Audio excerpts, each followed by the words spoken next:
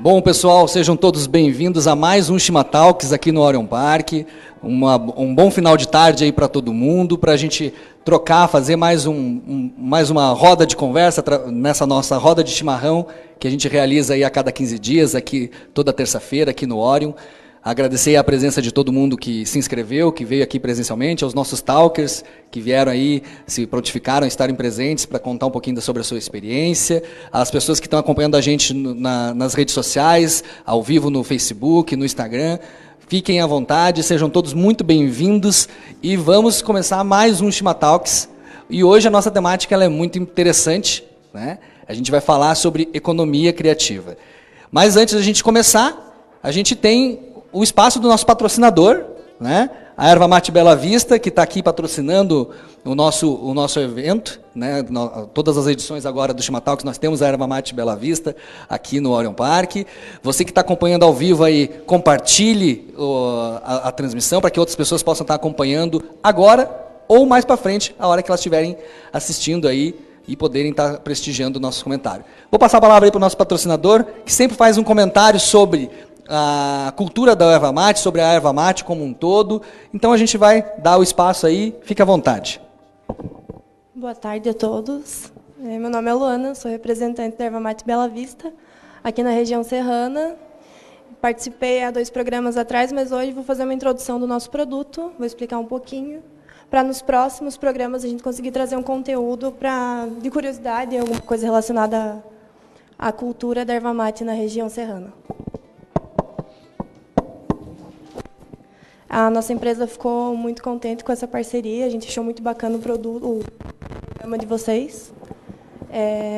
Envolveu o chimarrão em tudo, que aqui a região serrana é baseada em chimarrão, todo mundo toma chimarrão. Eu faço os eventos de Santa Cecília até aqui, eu fico abismado com o tanto de criança que vem atrás do chimarrão nos eventos.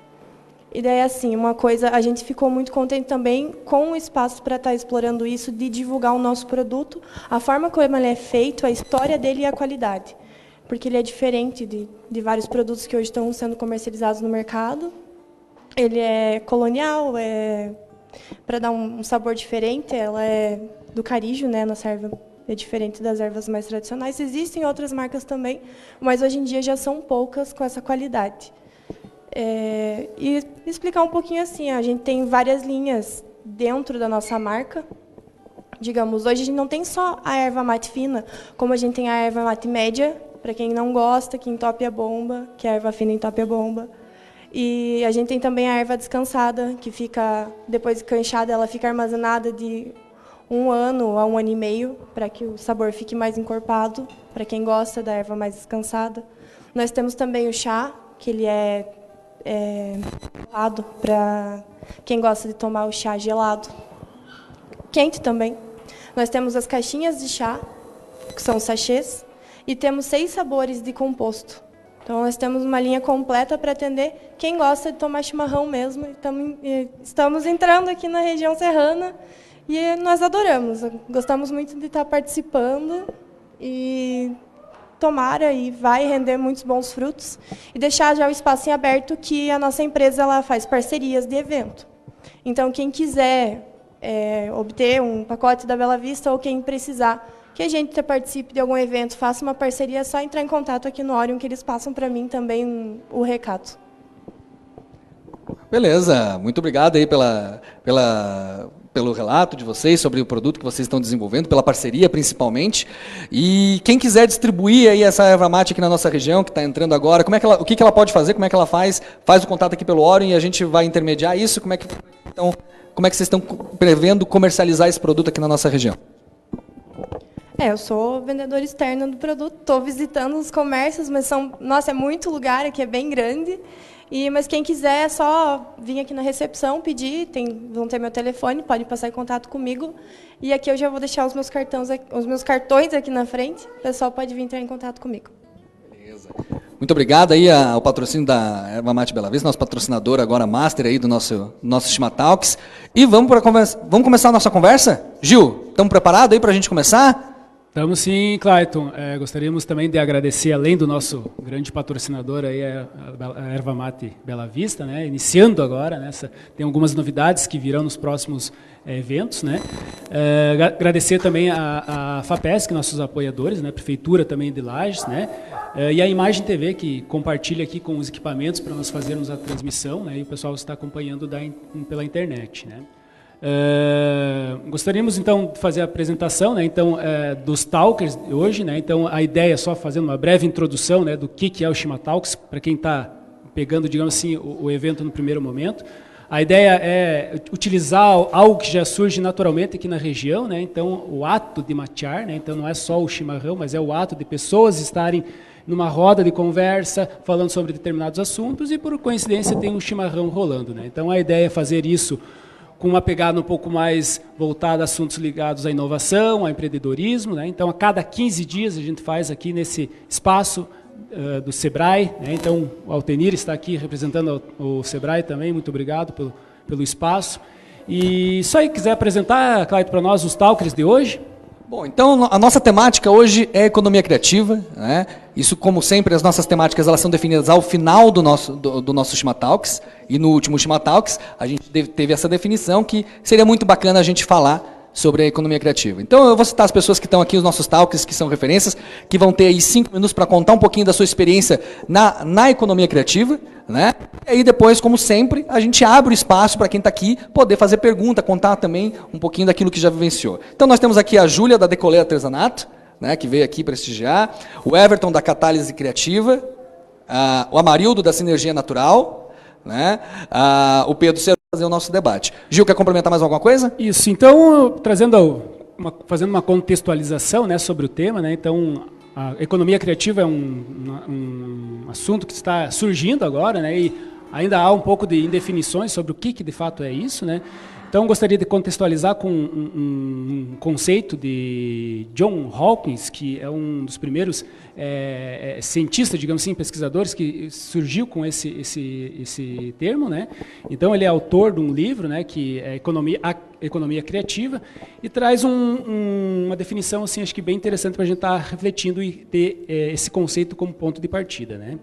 Então, define-se como processos que envolvam a criação, a produção e distribuição de produtos e serviços, utilizando o conhecimento, a criatividade e o capital intelectual como principal recurso produtivo. Né? Então, diferente de uma empresa tradicional, que muitas vezes seu principal ativo, né, digamos assim, o principal recurso produtivo é o próprio imobilizado, máquinas, insumos, equipamentos, enfim, né? A economia criativa traz como principal ativo, né, o principal recurso de produção, o conhecimento, né, a criatividade das pessoas, aquilo que é intangível, né, que não se consegue palpar, mas você consegue, digamos assim, gerar coisas através daquilo, né, mas que tem um valor econômico também. Né? Então, convidamos então a Júlia, né, que é da Decolê Artesanato, né, fazer uma breve apresentação do seu trabalho, né, como se utiliza a criatividade e o conhecimento para gerar negócios, né, Júlia? Inclusive, lembrando a Júlia, então, no primeiro Shima Talks, né, que nós tivemos aqui, né, o tema era MVP, quando nós éramos um MVP lá no início, né, Clayton? E agora nós já validamos o MVP, né? Então, finalizamos assim um ciclo, digamos assim, que era um objetivo inicial, né? Nós termos o primeiro patrocinador. Né? Então, hoje, a gente sela, digamos assim, uma validação do nosso MVP. E a Júlia, no início, para quem estava presente no início, ela fez um presentinho, né? Um regalo, uma lembrancinha do Shima Talks, né? Que um enfeitezinho para colocar na cuia, né? Então foi iniciou, né, naquele primeiro momento conosco, né? E com certeza nos apoiou muito, né? Júlia, fique à vontade. Bom, a Júlia foi nosso primeiro patrocinador, então, né? Exato. Júlia, então a gente passa a palavra, daí a gente faz na sequência, certo? Daí a gente vai passando o microfone para cada um dos talkers aqui, para a gente não precisar ficar interferindo e a conversa rolar naturalmente, tá ok? Júlia, muito obrigado. Boa noite a todos, eu sou a Júlia, eu tenho 24 anos e o meu empreendedorismo iniciou de forma como um hobby, uma terapia a princípio, e o ponto de partida foi a compra de uma primeira máquina de costura, que não tínhamos a intenção de partir para a confecção de roupas, e como vindo, talvez, trazendo de casa da minha mãe o gosto por perfeccionismo, artesanato em si, surgiu a oportunidade de...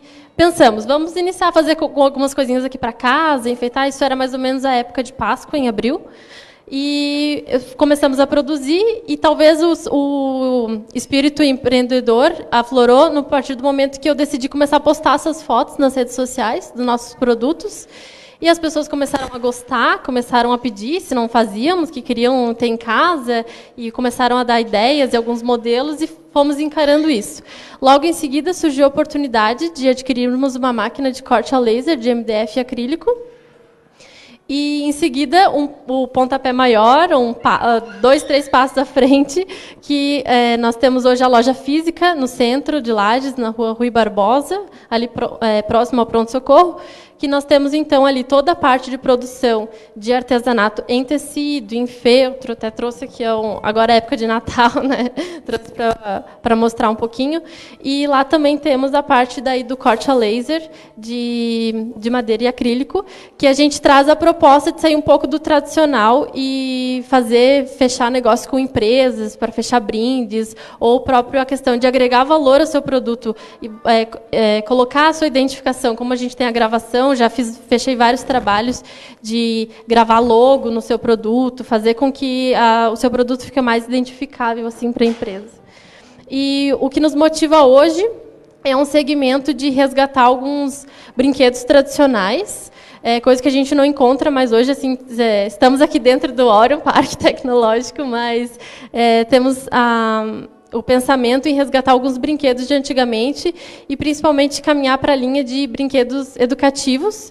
Então, caminha conosco o conhecimento Montessori, que é onde a criança cria, onde a criança caminha com as suas próprias pernas e vai descobrindo o mundo, né? Eu até trouxe um exemplo ali de uma árvore de Natal Montessori, que até acho que é um alívio para as mães, talvez, daquela árvore bonitinha, cheia de bolinha, que a avó ou a mãe não querem que encoste, não querem que bagunce, enfim, e essa seria uma árvore para a criança. Ela monta do jeito que ela quer, não quebra, não tem nenhum perigo para a criança, ela não vai trazer nenhum perigo para a criança.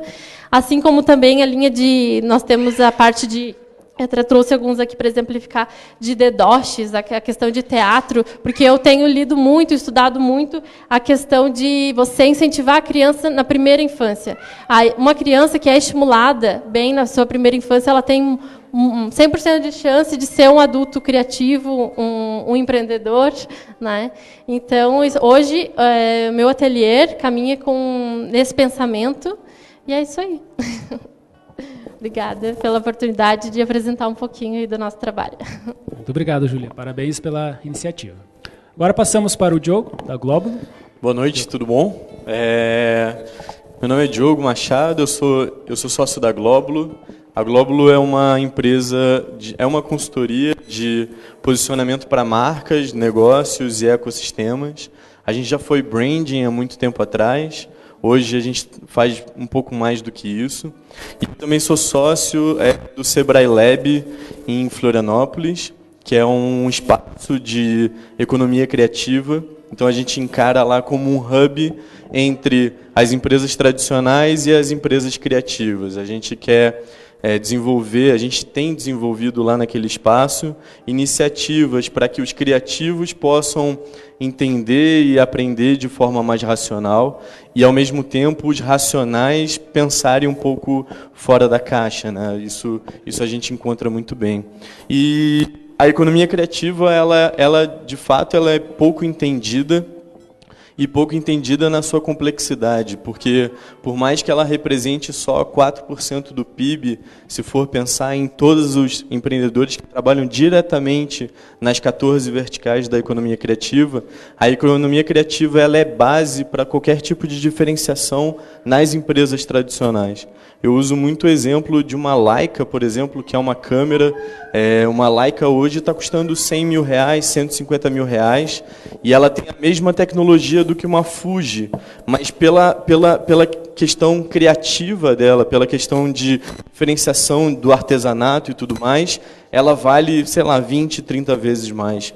Então, até a gente estava falando com o pessoal do Senai há pouco tempo atrás, como a gente pode inserir a criatividade, todas as verticais da economia criativa nas indústrias tradicionais, por exemplo.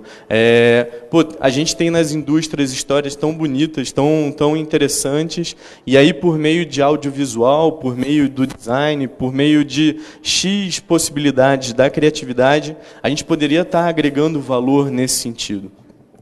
E, por outro lado, a gente vê muitos criativos com várias deficiências nas partes racionais, como eu formalizo uma empresa, como eu me vendo, como eu me estruturo, como eu vou para o digital, como, sei lá, o criativo, teoricamente, ele tem uma dificuldade muito grande de se vender, né? E lá no Sebrae Lab a gente tem feito eventos e mais eventos, treinamentos e mais treinamentos, focados nesse sentido. A Glóbulo, por outro lado, é uma empresa que já está há 13 anos no mercado e a gente tenta fazer tudo de forma totalmente diferente dos padrões atuais. A gente vende, por exemplo, a gente já vendeu um prédio inteiro colocando um sheik, um ator, que é da economia criativa, um ator no meio de Chapecó, para dizer que o sheik estava procurando um castelo. E deu um burburinho, o jornal procurou a gente.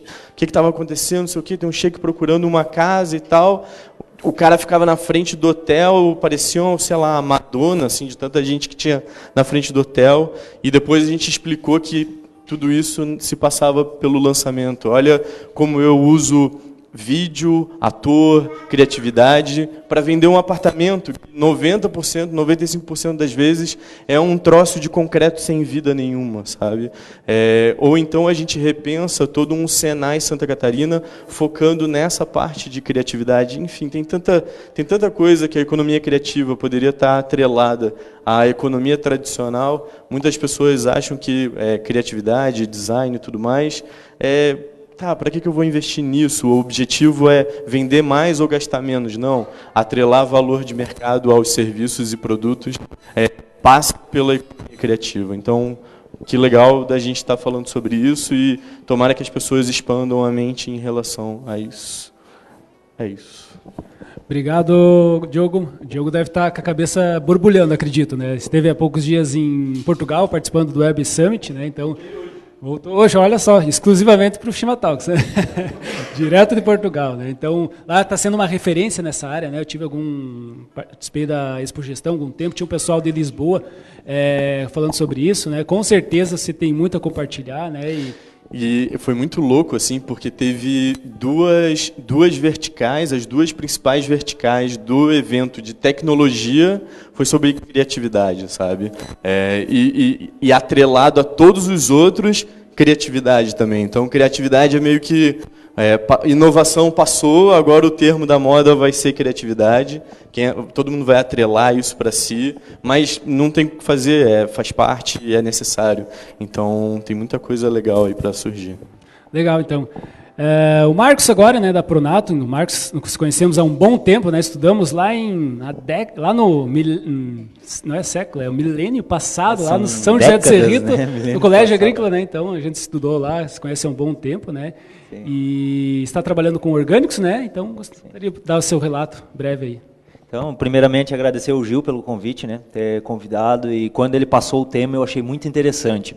Porque quando se fala da agricultura orgânica, a gente imagina que tem que seguir princípios e valores, e com certeza tem que seguir princípios e valores, mas não pode deixar de lado a criatividade. Então, a gente vê que a natureza sempre ela está se renovando, e assim também tem que sermos, né? Eu costumo brincar nas minhas palestras que eu sou DR, mas não DR de doutor, mas sim de direto da roça. E quando ela estava expondo ali sobre as brincadeiras, às vezes a gente ficava assim, quando criança, nossa, até 10 anos não tinha luz elétrica no sítio, que tristeza. Hoje eu vejo como um benefício porque puxou muita criatividade. Então, a minha esposa ainda disse, como que se vivia sem luz? Mas ali você busca muita criatividade para fazer brincadeiras. Eu tenho uma pequena de 1 ano e 4 meses, eu procuro trazer ela nessa mesma intenção de criatividade. Me formei em 2000, lá juntamente com o Gil, e na época nós passávamos por 2 situações, até meu pai acabou de chegar aqui, e tanto eu quanto meu pai, nós sofríamos primeiro de intoxicação por agrotóxico, E segundo, o meu pai era grande produtor de pimentão, tomate, grande produtor, e começou a ficar endividado com os bancos. Então a gente estava com essas duas situações, e na época no colégio agrícola me chamou a atenção para a agricultura orgânica. Não sei se o Gil lembra daquele curso de permacultura que teve lá. Então, um curso que falava muito sobre a sustentabilidade. Aquilo me marcou bastante. E dali eu tomei a decisão de ir para essa linha de orgânico, de produtos naturais, orgânicos. E a Pronata ela surgiu naquele momento, no ano de 97 para 98. Aí vim para o sítio, fiquei 2, 3 anos ali. Esses 3 anos foram bem desgastantes, porque o orgânico não é o que é hoje. Então serviu muito de aprendizado. Aí eu acabei saindo, o pai manteve as pontas lá no sítio, como mantém até hoje. E fiquei 10 anos, mais de 10 anos fora, trabalhando com várias áreas. O meu avô sempre dizia assim, que pedra que muito rola não cria limo. Aí eu busquei um conceito e vi isso num livro, que quanto mais a pedra rola, mais impulso ela pega. Então aí comecei a trabalhar em algumas empresas multinacionais, trabalhei também na área de telecomunicação, bolsa de valores, e por último eu estava numa empresa de plano de saúde, onde para testar o produto eu tive um princípio de infarto. Então, devido ao estresse emocional, aquela cobrança de metas, e realmente me fez pensar. Isso em 2015, aí eu voltei de novo para o orgânico, 100% integral. A gente sempre acompanhou o trabalho do pai nas feiras, e me fez pensar, Marcos, para onde você está indo? Estressado, tem dinheiro, mas até onde o dinheiro realmente ele é importante? O dinheiro ele é muito importante, mas tem horas que quando você está lá na hora, entre a vida e a morte, não sei se alguém aqui já teve essa experiência de quase morte, o dinheiro, você não está nem aí para o dinheiro. E a minha oração naquele momento foi assim, Deus, me deixa pelo menos eu ver meus filhos crescer, ou ter filhos, né? E aí eu tirei um ano sabático, arrendei um sítio lá perto de casa, comecei a trabalhar nessa linha de produção orgânica, e começou a movimentar, a Pronato renasceu de novo, a gente criou a parte de delivery, a parte de feiras, sempre buscando inovar. Esses 10 anos serviu para aumentar a questão de minha criatividade, e comecei a inovar, e agora por último a gente está com uma empresa de palestras também, que é Marcos Diniz, pode acessar lá o site, as redes sociais.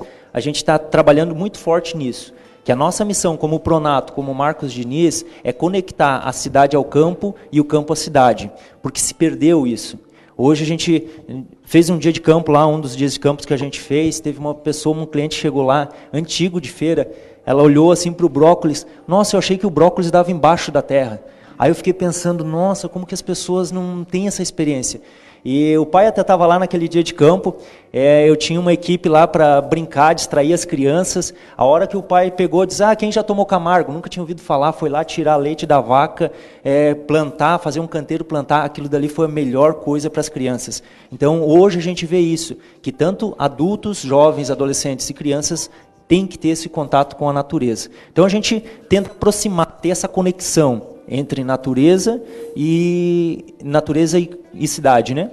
E também estou escrevendo um livro agora, então estou indo para essa linha de escritor. Também sou pai de família, sou atleta, então precisa de muita criatividade para que tudo isso aconteça, né? E a gente está sempre buscando parcerias para trabalhar em cima desse tema tão importante que é a economia criativa. Então essa seria uma breve apresentação do que a gente faz. Obrigado, Marcos. Você falou ali da questão do brócolis, né? Eu morei em um outro país, né? E lá o pessoal, esse modelo de produção que tem no Brasil aqui, eles não conheciam. Eles achavam que o leite vinha da caixinha. Então eles não sabem que existe um animal chamado vaca que produz o leite e depois vai para a caixinha, né? Então, assim, né, bem, essa linha que você falou, assim, é uma complexidade, né, que a gente não está acostumado, né?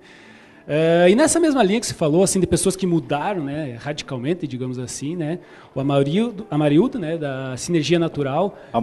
Amarildo, desculpe. Isso, então, tem um depoimento bem interessante também, mais ou menos nessa linha, né, Amarildo, fica à vontade. Meu nome é Amarildo Grígolo, sou formado veterinário aqui no CAV, na UDESC, 99. E eu cheguei mais ou menos como nosso amigo aqui chegou, estresse, aquela loucuragem toda, né? Daí eu tirei o pé do acelerador. Aí eu tirei o pé do acelerador, né? E eu cheguei na agricultura orgânica por causa do tomate. Eu sempre tive alergia do tomate, mas não era do tomate. Era dos agrotóxicos, né? E tudo que hoje a gente sabe, eu sei como é que funciona. Então eu dei um giro de 360 graus, saí da profissão, Eu já tinha um sítio, né, há 10 anos e eu vinha trabalhando orgânico fora de hora para desestressar.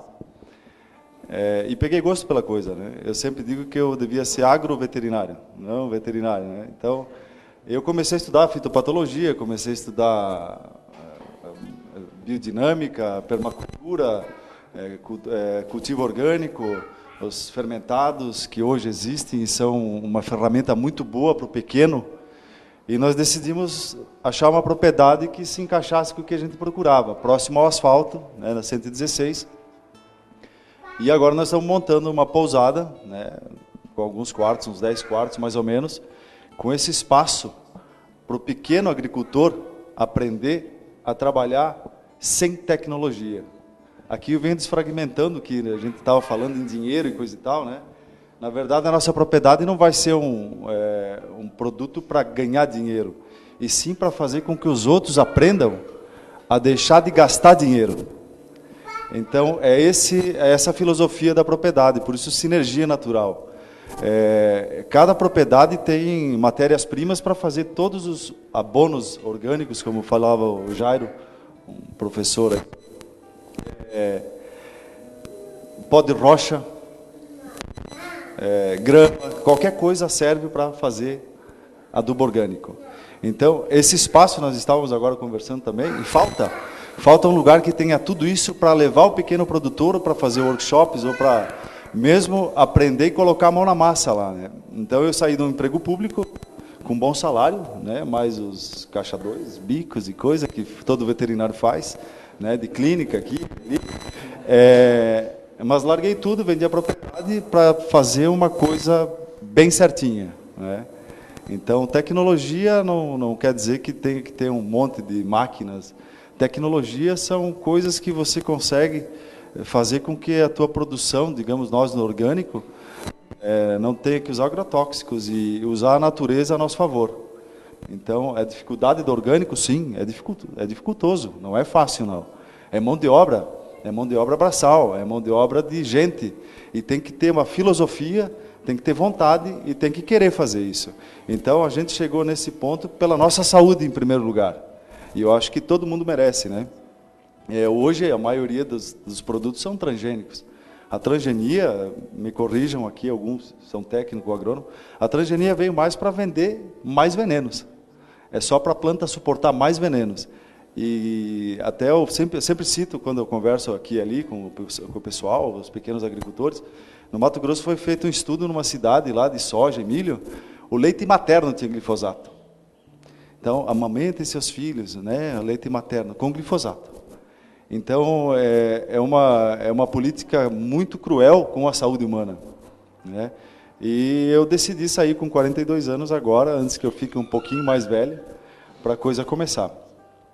Nós estamos estruturando a propriedade, tanto de solo, barreira verde, tudo para provavelmente metade do ano que vem a gente conseguir fazer já alguma coisa bem legal.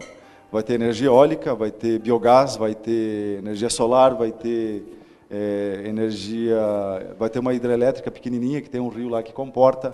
Vai ser uma propriedade autossustentável. Então, é aquilo que eu falei, deixar de gastar dinheiro. Que quando o produtor vende o milho, ele paga imposto. Quando ele compra a semente do milho, ele paga imposto. Quando ele vai vender o produto ou comprar outro produto, ele vai pagar imposto. Eu sempre digo que tem que deixar de pagar imposto, mas não só negar, deixar de pagar, é diferente. Então, esse é o nosso conceito de autossustentabilidade, né? Não que a gente não vai ficar paralelo ao sistema, porque o sistema é o que vai absorver também esse mercado. E eu acho que todo mundo merece comer um alimento de qualidade, né? Existem estudos que o ser humano está ficando desmineralizado pelos insumos intensos de químicos, né? Fertilizante químico, e isso só a agricultura orgânica traz, tá? Eu acho que é mais ou menos isso. É uma economia criativa? Sim, é uma semente, né? A maioria de Santa Catarina são pequenos produtores, né? Tirando essa região serrana, a maioria dos produtores são pequenos produtores. E esses carecem mais de atenção hoje, porque são o que sustenta a mesa de todo brasileiro hoje, é o pequeno. Os grandes sustentam o Pão de Açúcar e essas outras marcas grandes. Mas o pequeno, ele alimenta todas as cidades pequenas e inclusive as capitais. Eu acho que era mais ou menos isso. Obrigado. Obrigado, Amarildo. Legal o seu depoimento. É interessante que com o passar dos Shima Talks, né, a gente vai percebendo assim, iniciativas que estão na nossa região aqui que muitas vezes a gente não ouve falar, né? E esses momentos têm sido interessantes para a gente despertar isso, né? Essas novas possibilidades, a economia criativa vem para isso, né? E nessa linha mais um pouco social, cultural, né, trouxemos nosso amigo Everton. O Everton, que a gente sentiu falta do Everton.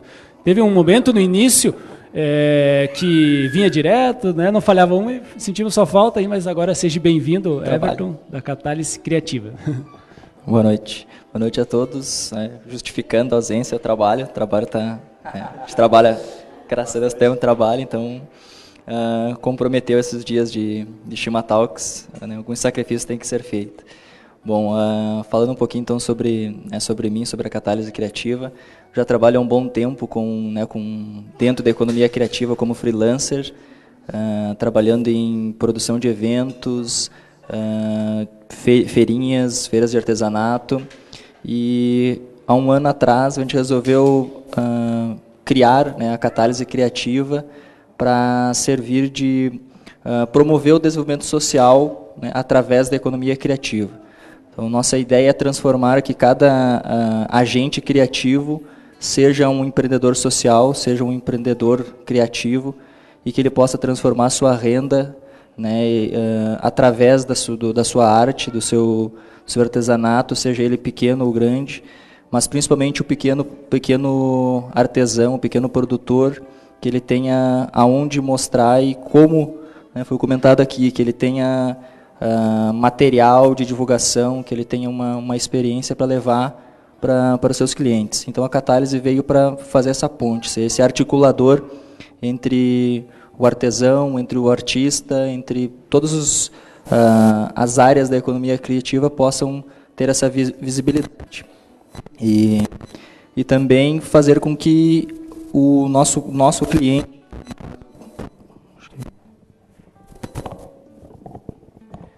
cliente, empresa, pessoa jurídica, também tenha e agregue valor ao seu produto através dessa parceria.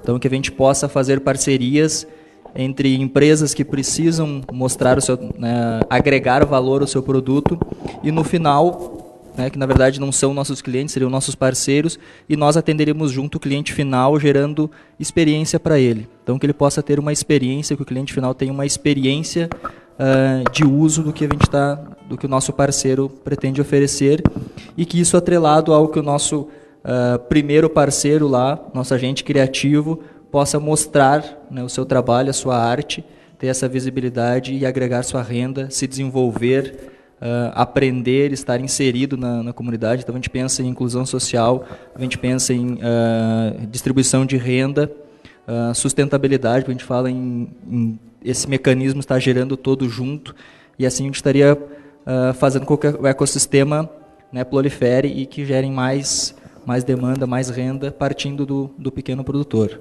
Isso saiu, essa ideia de quando a gente vem, né, vendo produtores artesãos, principalmente da linha que eu venho, que é a gaúcha. Então a gente tem, e está se perdendo essa tradição de lidar com couro, lidar com a lã, e a gente vem do sítio e vê essas obras de arte que são produzidas no sítio se perdendo ao longo da história, do tempo, porque ela não é passada para frente. Então a gente também busca esse resgate dessa valorização do artesão, do artista, que ele produza a sua arte e que ela seja valorizada, que ela seja passada para frente, que as crianças, que eu vejo muito por ser dessa geração, que saiu e abandonou isso, né, não aprendeu com os pais, não aprendeu com os avós, porque não via valor naquilo. Então na época que eu saí, eu não via valor naquilo, e hoje eu enxergo valor, e eu quero que outras pessoas, outros adolescentes, enxerguem valor nisso, que eles tenham uma fonte de conhecimento em casa, eles não precisam sair para aprender uma arte, não precisam sair para aprender um trabalho, um ofício, eles podem aprender tudo isso dentro da própria família, e isso gerou a renda para eles, e podem continuar, né, dos seus pais, foram criados através dessa renda, e que essa renda pode manter a sua própria família, a sua própria estrutura. Então essa é o papel da Catálise, né, o meu papel como... E eu vejo isso, né, falando da minha outra profissão, sou professor de escola pública, onde eu trabalho diretamente com adolescentes, e vejo o quanto eles não enxergam valor nesta arte. Eles não enxergam valor no trabalho que os pais fazem, porque né, nossa sociedade desvaloriza o pequeno artista, o pequeno artesão. Então esse é o nosso papel. E até lembrando aqui no Cassiano, a gente está fazendo um evento agora, e como a gente agrega valor, né, e experiência, a gente tem um festival de poesia, onde a gente tem menções honrosas, né, e o troféu deste ano ele vai ser produzido ao vivo. Né, o artista que trabalha com coro, ele vai estar produzindo os troféus, enquanto está sendo feitas as composições, ele vai estar produzindo essa peça. Então ela não é só um troféu, uma lembrança, ela é uma obra de arte que vai ser levada por quem tiver essa menção.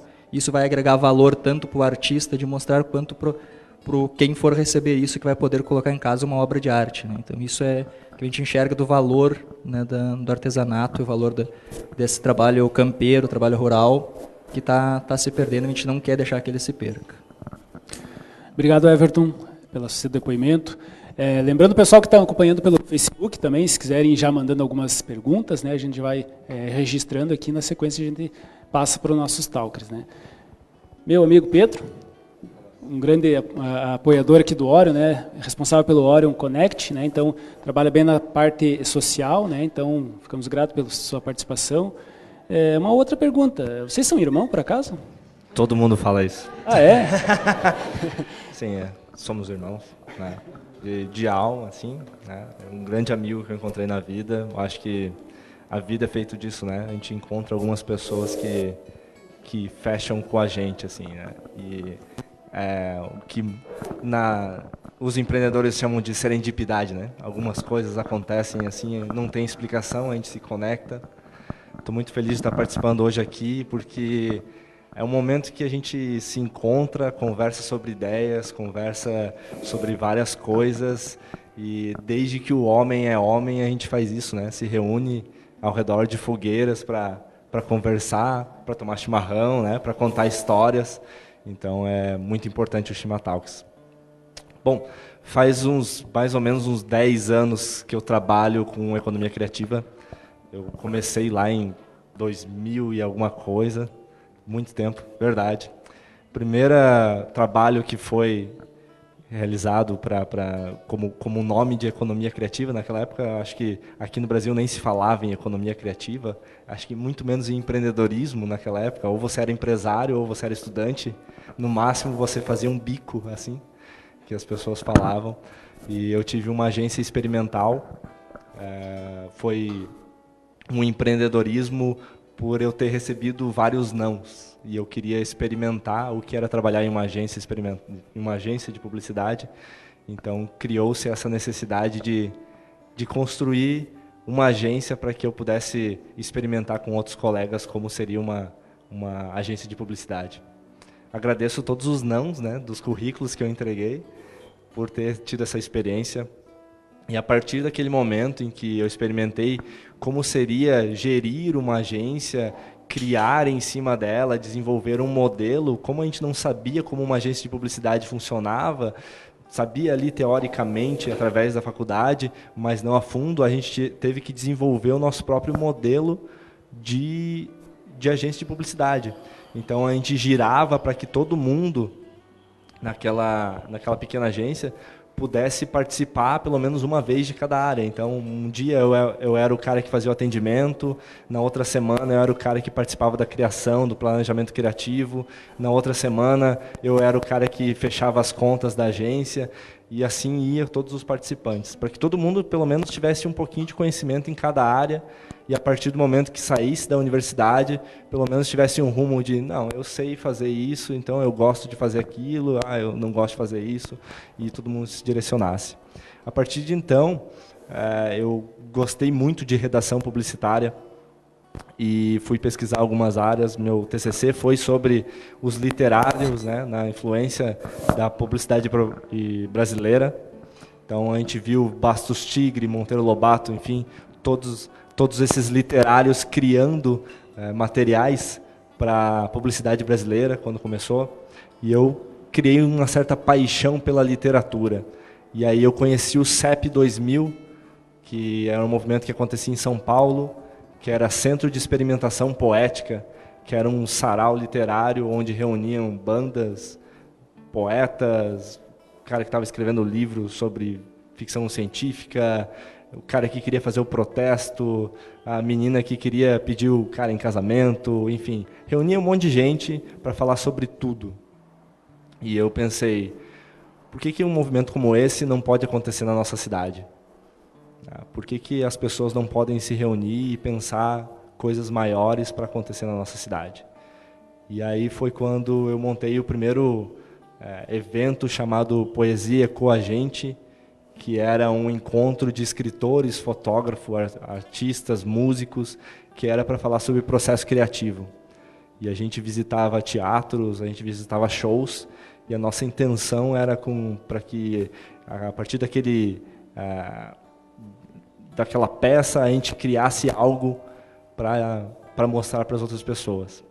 O evento, esse movimento durou mais ou menos uns 6, 7 meses, aqui em Lages, e a partir dele surgiram outros movimentos. Teve gente que montou banda a partir desse movimento, teve outros eventos como o Piquenique Literário, que acontece aqui em Lages, que é um evento aberto, voltado para literatura, para poesia falada, para contação de histórias, onde tudo é compartilhado, as pessoas levam comida, as pessoas levam poesia, levam fotografia, levam arte, enfim, de forma colaborativa. Surgiram outros saraus que acontecem durante a noite na cidade, e eu vi que, sim, quando a gente reúne algumas pessoas, quando a gente reúne certas pessoas, como a gente está fazendo hoje aqui, coisas incríveis podem acontecer, coisas que a gente nem imagina, né? E é aí que a gente vê que a gente realmente está na era da abundância, né? Quando a gente começa a conectar nossos conhecimentos, nossas redes, a gente não sabe onde a gente vai parar, né? A gente não consegue nem imaginar da potência que isso significa. Tá certo, Pedro. Pedro, muito obrigado. Um dos diferenciais do Shima Talks, que para quem se inscreve está aqui, né, nós temos alguns brindes, né? Então, ao final nós temos alguns brindes aqui da Erva Mate Bela Vista, né, que é um diferencial de quem está participando aqui do evento, né? Mas quem não está, pode mandar suas perguntas pela chat ali do Facebook, né? E claro, acho que já tem algumas perguntas. A gente tem algumas menções aqui que foram feitas.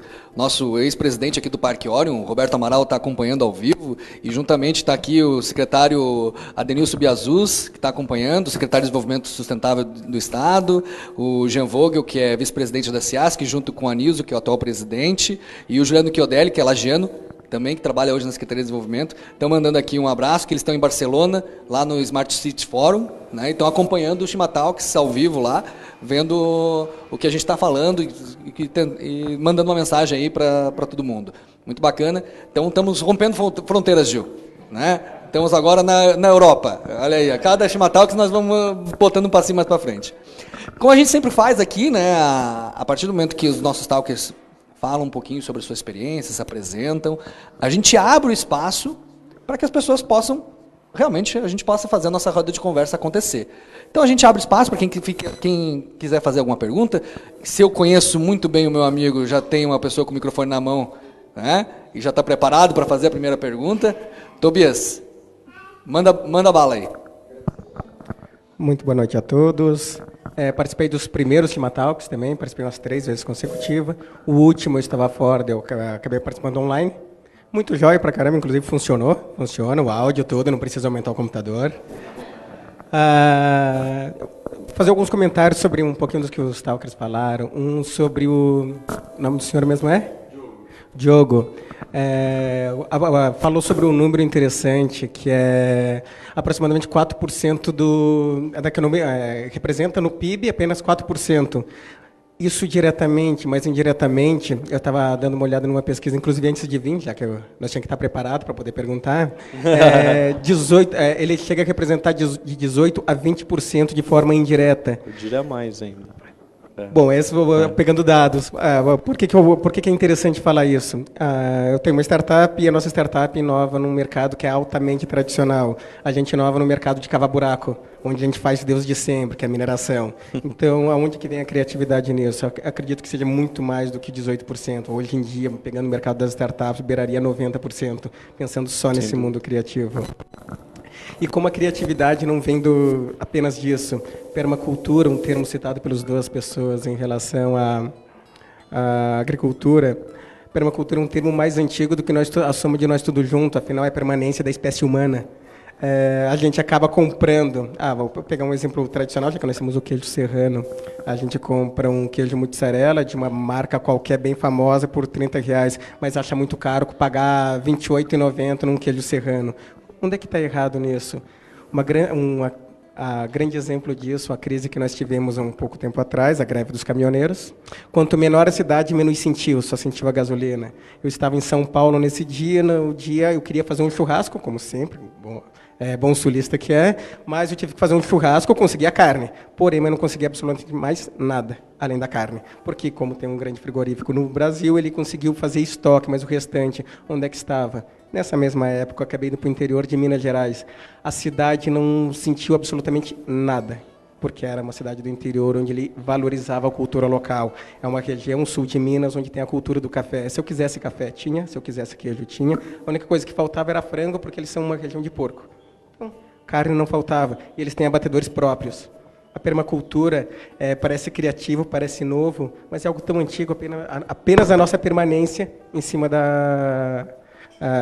a permanência da espécie humana, apenas mantendo. Economia criativa é novo ou é muito antigo, a gente só esqueceu de como ela é? Daí perguntas eu tenho para duas pessoas, mas um último comentário sobre o Pedro Seron. Nós estamos tentando fazer essa conversa, eu acredito que faz mais de 6 meses. Vamos marcar uma gelada. Acabamos marcando um chimarrão, né, por um acaso. Por um acaso, né, como você mesmo falou, o empreendedorismo une as pessoas com uma certa forma de pensamento que acaba criando coisas inimagináveis. Mas, para o nosso companheiro de primeiro, segundo, terceiro Chimatalks, né? Quem fez 3 pede música. E para Decolé, quando a gente trabalha em economia criativa, acredito que um dos grandes desafios está em como sair do tradicional. Afinal,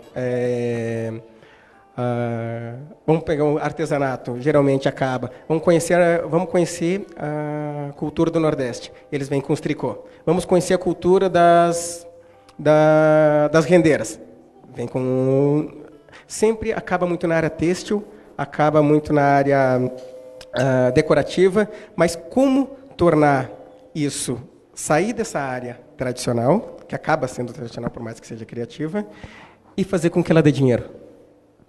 Já que é social pelo social é impossível. Todo mundo que trabalha por alguma coisa, no mínimo para se manter. Como fazer ela dar dinheiro e como sair do famoso quadrado em relação à criatividade. Muito agradecido. Diogo, quer fazer algum comentário? E ele fez tanta pergunta que nem sei para quem foi todo mundo. Acho que está passando todo mundo. Para todo mundo, mas depois abre-se para quem quiser fazer um comentário. Eu acho que a criatividade ela faz parte desse processo de diferenciação. Por exemplo, a Itália tem os melhores queijos do mundo, teoricamente. Mas por quê? Porque é um posicionamento. Não é tecnologia, não é porque ele tem a melhor máquina do planeta, não, é que o Parmigiano Reggiano é o melhor de fato. Artesanato, quando você vai para, sei lá, os artesanatos italianos ou os artesanatos portugueses, os azulejos portugueses, você cria um movimento por trás disso.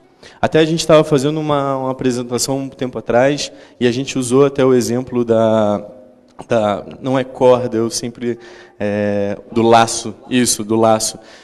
Já me falaram que o laço aqui da Santa Helena é o melhor laço do Brasil.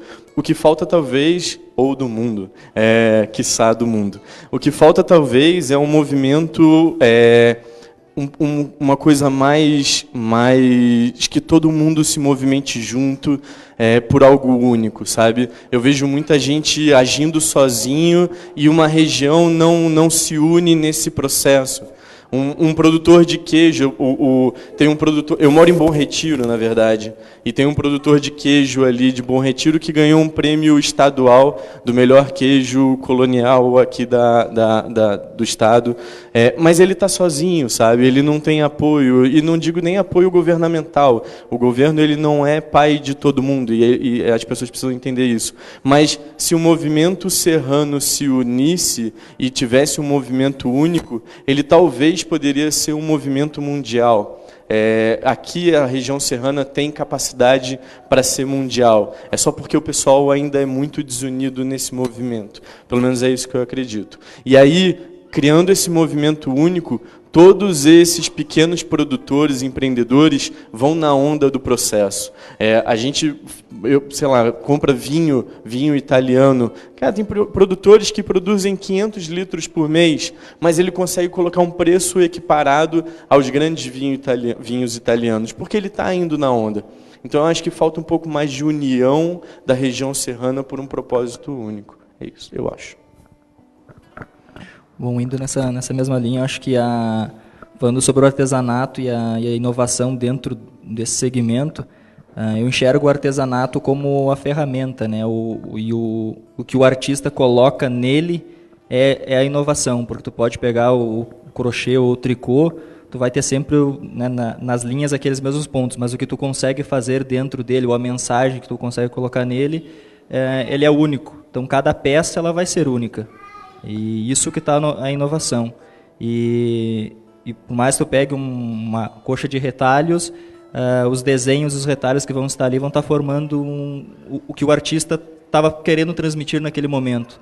Né, na mesma linha do poema, da poesia, as poesias têm a mesma métrica, a mesma linha, mas cada texto tem um sentimento diferente.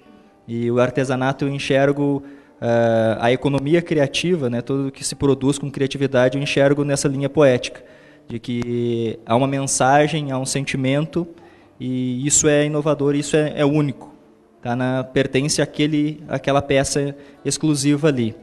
E na geração de renda, eu enxergo que quando se coloca na cadeia produtiva, tudo vai seguindo a linha como foi dito ali. Cada coisa vai sendo, o pequeno vai entrando na linha. A gente pega, por exemplo, essa semana teve a cavalgada, a gente pega de um movimento que é a cavalgada, a gente tem a montaria, a indumentária, o cavalo, as roupas, a indumentária. Então, tudo isso sai de um processo criativo e se você levar, como tu disse, para o local, todo mundo naquele local vai ganhar, todo mundo está produzindo o seu e todo mundo vai ganhando junto, né? Todo mundo vai agregando, colocando alguma coisa nesse movimento. O que a gente fez é que a gente esqueceu muito disso da união, né? De se unir em prol de né? E fortalecer aquilo que eu tenho, né? Porque a gente, o melhor laço do mundo está ali no Santa Helena, lá de casa. Mas ali no Santa Helena eles produzem como subsistência, na maioria dos casos. Eles trabalham aquilo ali porque eles não fizeram aquilo a vida inteira. Eles nem sabem que aquilo que ele está fazendo é uma peça que é a melhor do mundo. Ele não sabe, né? Porque a gente não coloca valor a isso, a gente não agrega isso, a gente não tem uma marca que diga este aqui é o melhor laço do mundo. E isso a gente acaba perdendo muito de valor, né? E de remuneração nisso, porque ele acaba se tornando barato porque ele fez para sobreviver, eu faço isso aqui, né? E não de agregar valor, aquilo ali de cobrar mais caro por isso. Eu gostaria só de contribuir aqui com a questão de sustentabilidade, como ser criativo no campo, como ser criativo na agricultura.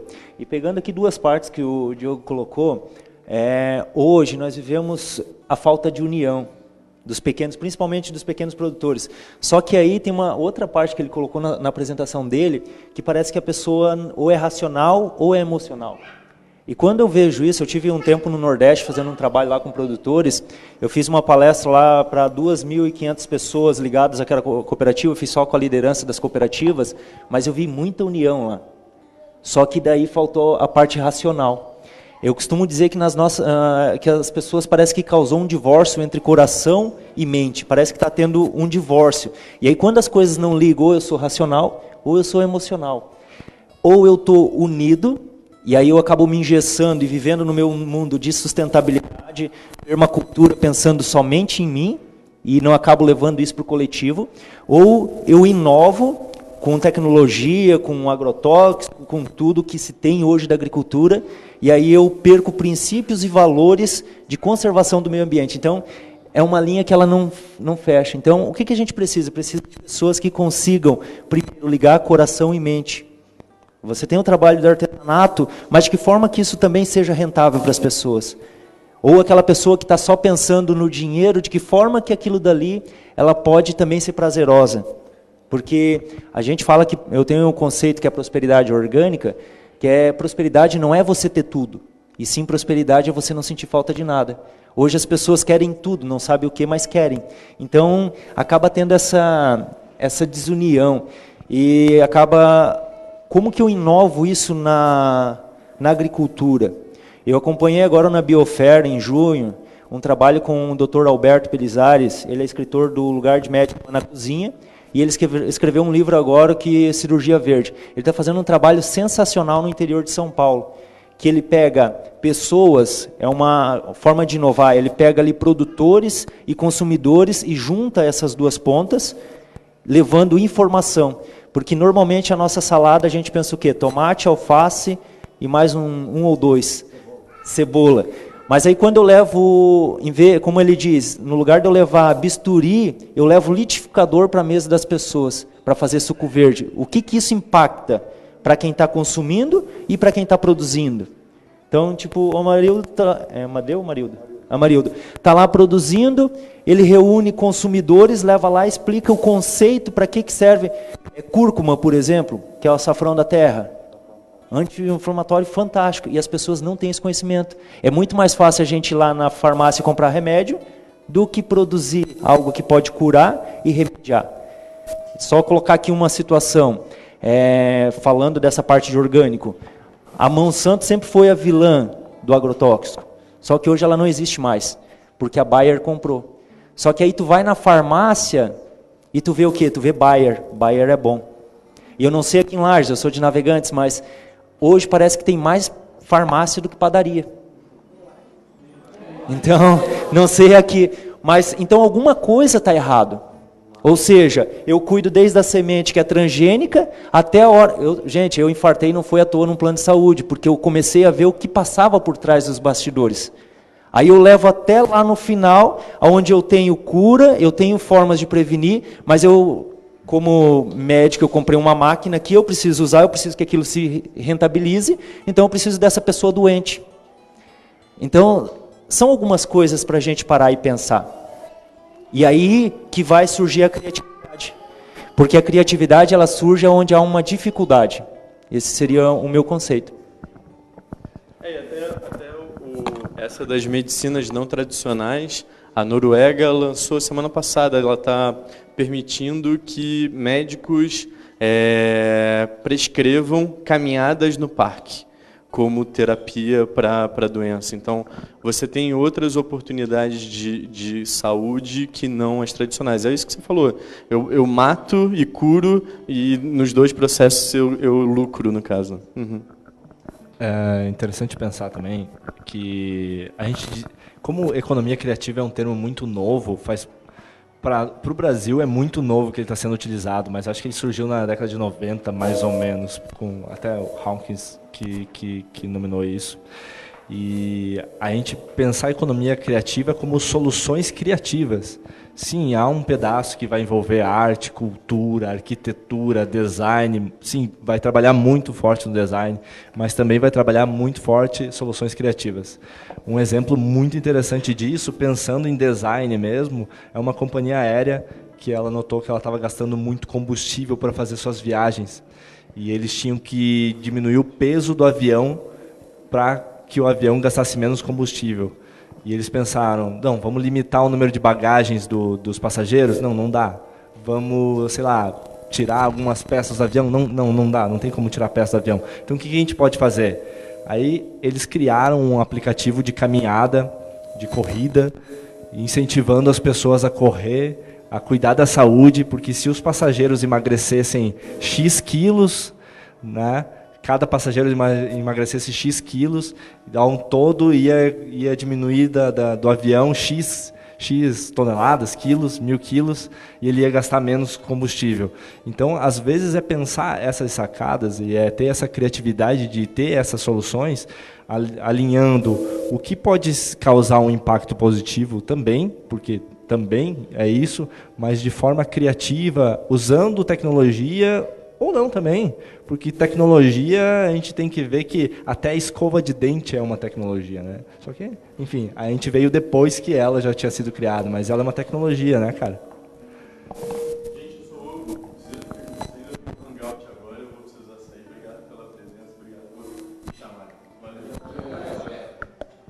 Então, eu concordo com o Everton. Nossos produtos, todos eles acabam tendo um pouquinho de sentimento. São peças exclusivas, por mais que você tente fazer um igual ao outro, nunca não fica. É colocado sempre uma dedicação em cima de cada um deles.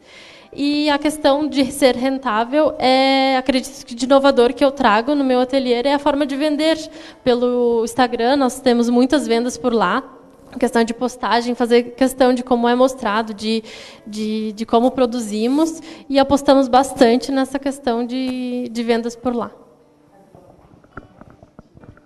Beleza. Agora, só... por favor. Complemente. Complementando o que ela disse, né, das pessoas ir lá, como ele também falou do troféu, isso na França e na Europa, em alguns países, já é muito, muito tempo difundido, que as pequenas comunidades se reúnem para fazer a feira lá. Então, as pessoas vão até a comunidade comprar o produto. Isso é muito tempo já. Então, a gente acha que evoluiu e, na verdade, a gente está arcaico, porque a Europa, que estava mais evoluída, está voltando, né, aos tempos. Então, assim, a nossa propriedade também vai acontecer isso.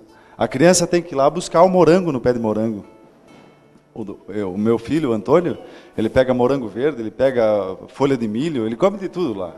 O que ele pega na mão, ele bota na boca, né, criança. Então, e eu não tenho problema nenhum, porque eu sei que não tem nada, é um produto saudável. Então, eu não sei se os mais velhos podem se lembrar das técnicas agrícolas, lembra? Dentro da escola, que tinha. Mas existia essa matéria e foi tirada, né?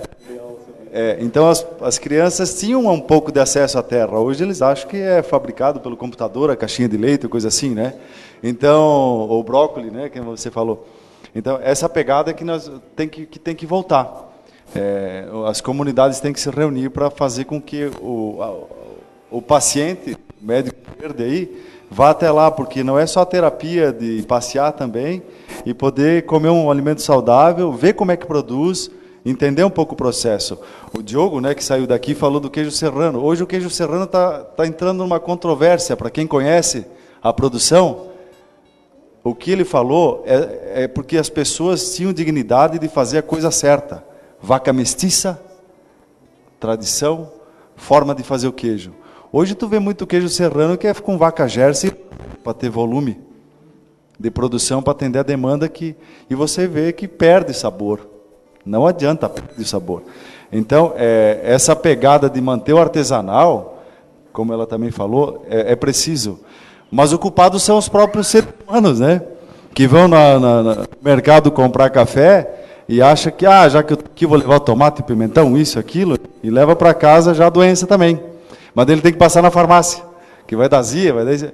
Então, é uma bola de neve, né? O sistema foi feito para a doença. Quem trabalha na agricultura, que sabe como ele também trabalha, a Bayer faz, como ele falou, o remédio. E isso é muito difícil. Para quem está no orgânico, é muito difícil fazer conscientização do ser humano. Eu estava comentando com outro lugar aí que eu passei, que eu ia produzir tomate, e coloquei para ele, mas o preço, o preço tem que ter um valor agregado, você tem mais mão de obra, você tem um sabor, mas às vezes o tomate está R$ 7,00, R$ 8,00 no mercado e todo mundo compra. Como ele falou do queijo, o queijo serrano, por R$ 22,00 você pega aí por aí no interior. Né? Mas pagam 35, 40 às vezes no mercado. E nem sabe o que tem lá. Né? Então, só complementando o que ela falou, essa conscientização não só no artesanato, como na comida, como em tudo. Né? Esse é o caminho da saúde. Né? Complementando mais um pouquinho na questão do valor também, a gente esquece muito que o valor não é só dinheiro, né? E a gente, quando fala em artesanal, em produto artesanal, fala sobre feirinha, eu enxergo muito além do valor financeiro, dinheiro nisso ali. porque quando a gente faz uma feirinha, a gente tem um encontro de comunidades, a gente tem uma socialização daquele público, você tem uma conversa amiga, o mesmo que nós estamos fazendo aqui, a gente passa o dia todo na feirinha fazendo também, conversando uns com os outros, trocando conhecimento. Então, há uma evolução do artesanato através da troca de experiência entre artesãos ali na feira. Porque quando você está atendendo alguém, você já está produzindo ali mesmo. E aí há a troca, há a comunidade se envolvendo, né? Então isso também é muito mais é um valor que a gente esquece muitas vezes, né? Esse valor agregado, o valor da amizade e tudo mais.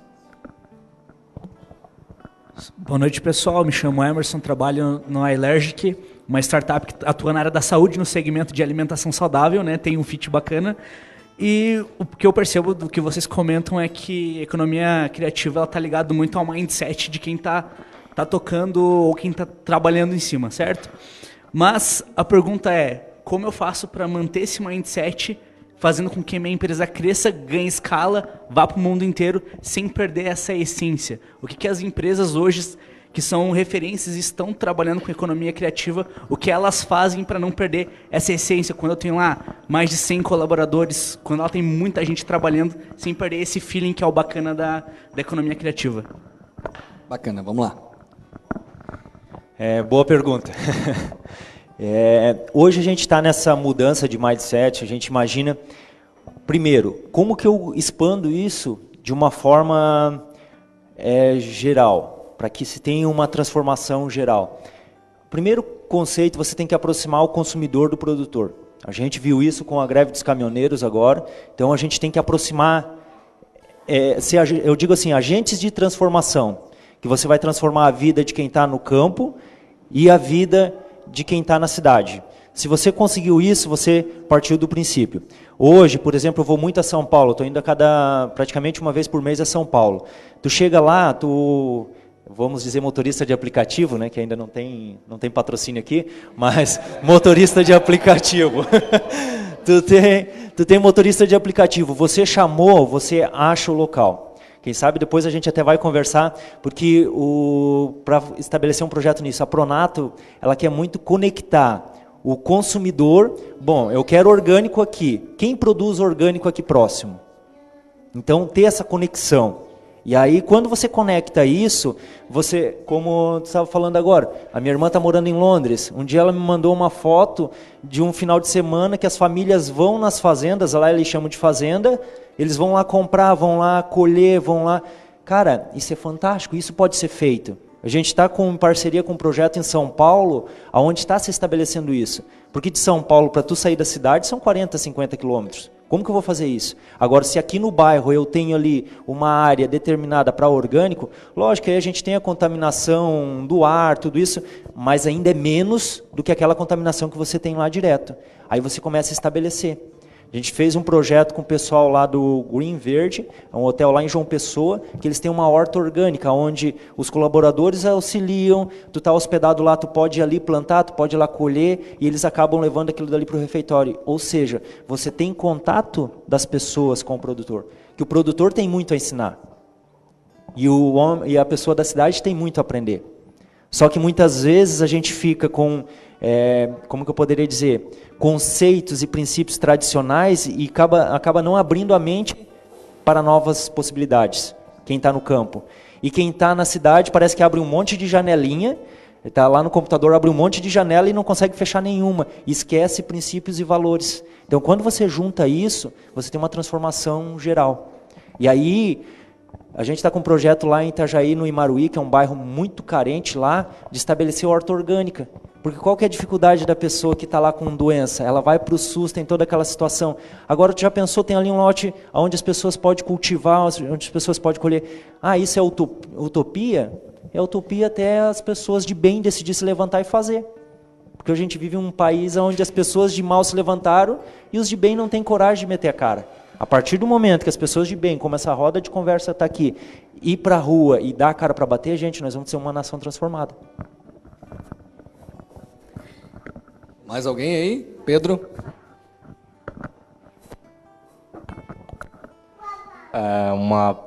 Excelente pergunta. Não posso falar palavrão, mas é uma excelente pergunta. Eu acho que a gente vive uma era, Emerson, que a gente está mudando, né? A forma como a gente consome, a forma como a gente enxerga o mundo, a forma como a gente produz, a forma como a gente enxerga produtos, tudo está se transformando. Aos poucos, por enquanto, mas a gente vai viver essa transformação logo, logo, como cidade do interior, sim. E é baseado nisso que as empresas talvez mantenham a sua cultura, que é pensando nessa nova forma de consumir, nessas novas pessoas que estão aí no mercado para consumo, para interagir, para, enfim, ser parceiro da empresa ou da organização ou do empreendedor, enfim, são essas pessoas que vão fazer essa mudança e vão manter essa mudança. Porque a partir do momento que você toma essa iniciativa de ser criativo, de entrar numa economia criativa, de procurar soluções criativas para solucionar certos problemas, é um caminho quase sem volta, né? Porque se você deixar de fazer, lá fora te cobram para que você continue. Então, querendo ou não, você é quase forçado a manter esse mindset, né? E a concorrência também. Porque o cara do teu lado, o cara que vai concorrer contigo, ele vai estar fazendo, querendo ou não. E aí criam-se os movimentos, né? O movimento dos orgânicos. Então começou... tinha um poeta que falava que quanto mais ele olhava o futuro, mais ele via com cara do passado, né? Antigamente tínhamos escambos, hoje tem a economia colaborativa, né? Todo mundo colabora, é a troca, né? Tinha as rodas, está voltando as rodas de novo. Os orgânicos está voltando os orgânicos. E tudo isso é por uma cultura de bem-estar, de, pô, eu quero trabalhar com algo que seja criativo, soluções criativas, que me faça bem. Então, eu procuro fazer algo e movimentar uma rede que tenha a ver com aquilo, para que essa rede me ajude e ela mantenha esse mindset por muitos e muitos tempos, né? Não sei se eu consegui responder. Obrigado. Muito bacana, Pedro. A gente está com 1h20 de live. Geralmente, quando atinge 1 hora, a gente já faz o encerramento. A gente vai encerrar a nossa transmissão aqui, né? O pessoal que está acompanhando online, a gente agradece. Aqui vai continuar acontecendo os nossos questionamentos, a nossa roda de conversa. Vocês que estão em casa, que estão assistindo isso em outro momento, se vocês quiserem saber o que rola aqui depois, tem que se inscrever, tem que vir aqui presencialmente para poder estar participando disso, né? E a gente vem aí sempre trabalhando para que a gente possa expandir cada vez mais, né? Mas a gente vai encerrar nossa live agradecendo nosso patrocinador mais uma vez, né? Bela Vista. E a gente pede para que vocês que estão aí compartilhem nossos vídeos. E agora vou pedir para que as pessoas que estão aqui não saiam, continuem aqui para a gente poder continuar nosso papo. Um forte abraço, peço uma salva de palmas para todo mundo que acompanhou ao vivo aí. E a gente encerra essa primeira parte da nossa live. Muito obrigado aí pro pessoal que estava acompanhando até agora. Valeu!